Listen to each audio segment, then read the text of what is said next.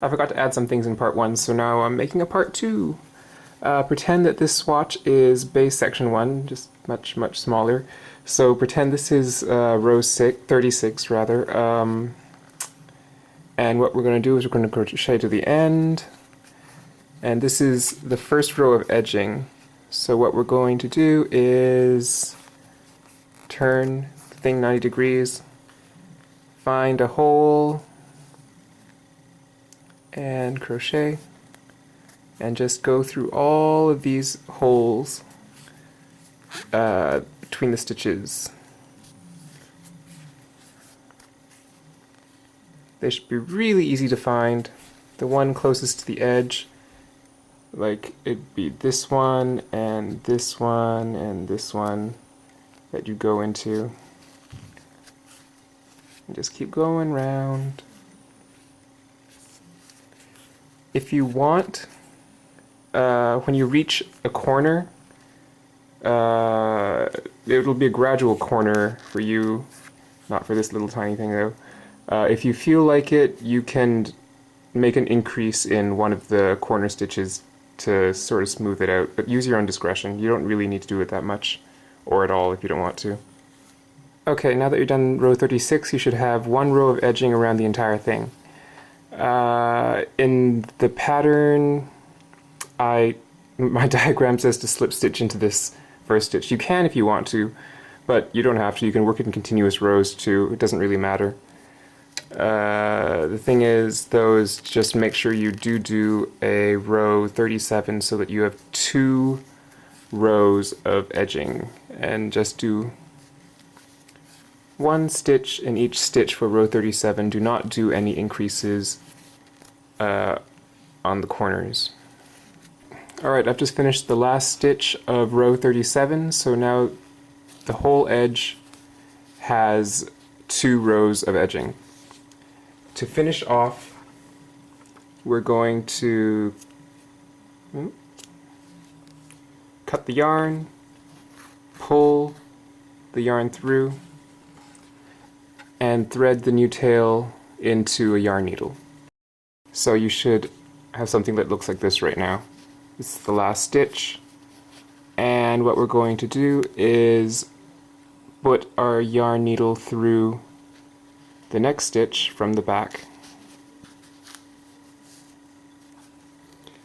and then through the front loop of the last stitch, and tighten. And that should leave you with a pretty nice finish and a tail to sew. Leave the tail long. I just cut it short here for demonstration purposes and not to waste yarn. Remember how to do this finish off though, because you're going to use that for every single piece in this pattern that is done in the round. So the eye, the nose, the frosting, the frosting and the sprinkles require you to use this kind of finish off to get a nice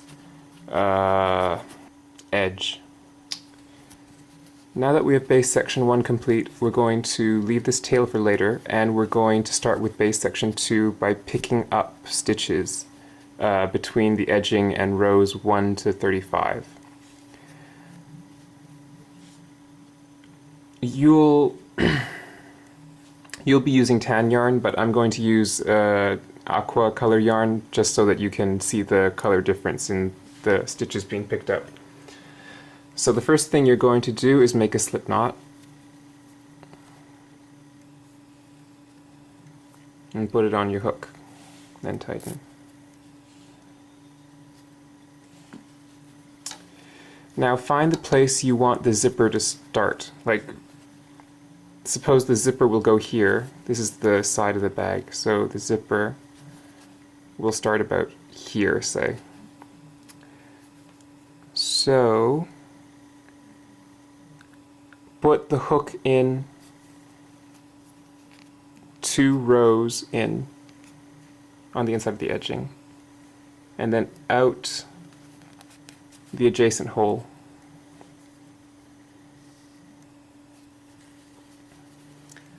Then yarn over and pull through, and you should have 2 loops on the hook. Then yarn over and single crochet. And that is your first picked up stitch right there. Then go into the second hole and out the next one in line, which would be the third hole, yarn over, pull through, 2 loops again, yarn over, single crochet. And now you have 2 stitches, and you just continue this all the way around. When you get to the top, make sure you leave a 2-stitch edge. And you just keep doing this all the way around.